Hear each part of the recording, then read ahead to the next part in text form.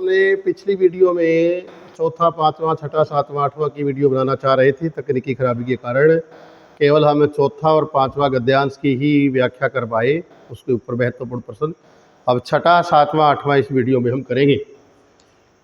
आज़ाद हिंद फौज के मुकदमे का सिलसिला था। सभी कॉलेजों, स्कूलों, दुकानों के लिए हड़ताल का आह्वान था। जो नहीं कर रहे थे, छात्रों का एक बहुत बड़ा समूह वहाँ जाकर हड़ताल करवा रहा था। शाम को पूरा विद्यार्थी वर्ग चौपड़ पर इकट्ठा हुआ और फिर हुई भाषणबाजी। इस बीच पिताजी को एक दकियानूसी मित्र ने घर आकर अच्छी तरह पिताजी की लू उतारी और अरे उस मन्नू की तो मत मारी गई है। पर भंडारी जी आपको क्या हुआ है? इसके गद्यांश पर आधारित प्रश्न उत्तर। प्रश्न नंबर 1 बड़ा इंपॉर्टेंट है। ये किसके मुकदमे का सिलसिला था? जैसा कि इस पहरे में दिया हुआ है, आज़ाद हिंद फौज के मुकदमे का। दूसरा है, हड़ताल का आह्वान किनके लिए था? सभी कॉलेजों, स्कूलों, दुकानों के लिए। हड़ताल का आह्वान क्यों किया गया था? आज़ाद हिंद फौज के मुकदमे के सिलसिले में।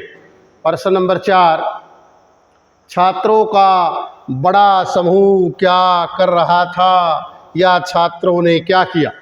जो नहीं हड़ताल कर रहे वहाँ जाकर हड़ताल करवा रहा था। पिताजी के मित्र किस स्वभाव के थे? दकियानूसी स्वभाव। आगे देखेंगे हम।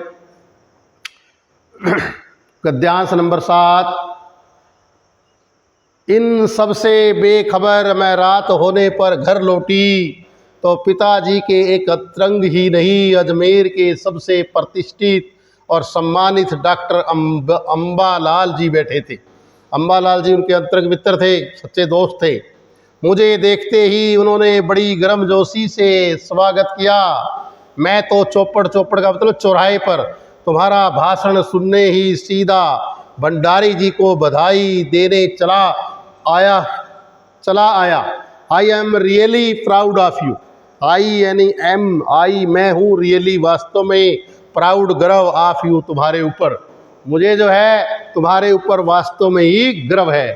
क्या तुम घर में घुसे रहते हो भंडारी जी? घर से निकला भी करो। वे धुआंधार तारीफ करते हुए बोलते जा रहे थे और पिताजी के चेहरे का संतोष धीरे धीरे गर्व में बदलता जा रहा था। इसके आधार पर प्रश्न उत्तर करेंगे हम। लेखिका के पिता के अंतरंग मित्र कौन थे? डॉक्टर अम्बालाल। डॉक्टर अम्बालाल के व्यक्तित्व पर प्रकाश डालिए। जैसा कि हमने पढ़ा, वे अजमेर के सबसे बड़े प्रतिष्ठित और सम्मानित व्यक्ति थे। डॉक्टर अम्बालाल किसे बधाई देने आए थे? लेखिका के पिता को। प्रश्न नंबर 4, अजमेर में भीड़ क्यों उमड़ रही थी लेखिका का भाषण सुनने के लिए? प्रश्न नंबर 5, धुआंधार भाषण देने वाली लड़की कौन थी? मनु भंडारी। चौपड़ शब्द का अर्थ बताइए। जहाँ दो सड़कें 90 अंश का कोण बनाती हुई आर पार गुजर जाती है, उस चौराहे को चौपड़ कहते हैं। प्रश्न नंबर 7, डॉक्टर अम्बालाल के अंग्रेजी वाक्य का हिंदी रूपांतर लिखिए। या फिर I am really proud of you का हिंदी रूपांतर लिखो। जैसा कि मैंने बताया था कि मुझे वास्तव में तुम पर गर्व है। अब कुछ सुनकर मन्नू भंडारी के पिता ने क्या महसूस किया? सब कुछ सुनकर मन्नू भंडारी के पिता ने क्या महसूस किया? पिताजी के चेहरे पर संतोष धीरे धीरे गर्व में बदलता जा रहा था। आगे हम गद्यांश नंबर 8 जो लास्ट है वो करेंगे। इतना तो समझ में आती ही है, क्या तो उस समय मेरी उम्र थी और क्या मेरा भाषण रहा होगा। यह तो डॉक्टर साहब का स्नेह था जो उनके मुंह से प्रशंसा बनकर बह रहा था। या यह भी हो सकता है कि आज से 50 साल पहले अजमेर जैसे शहर में चारों ओर उमड़ती भीड़ के बीच एक लड़की का बिना किसी संकोच और झिझक और ये धुआंधार बोलते चले जाना ही इसके मूल में रहा।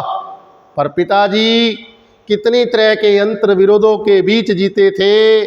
एक और विशिष्ट बनने और बनाने की प्रबल उनमें इच्छा थी, दूसरी ओर अपनी सामाजिक छवि के प्रति भी उतनी ही सजगता। पर क्या यह संभव है? क्या पिताजी को इस बात का बिल्कुल भी एहसास नहीं था कि इन दोनों का रास्ता ही टकराहट का है?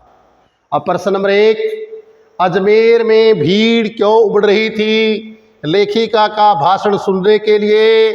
धुआंधार भाषण देने वाली लड़की कौन थी? मनु भंडारी। पिताजी के किन अंतर विरोधों का उल्लेख किया गया है?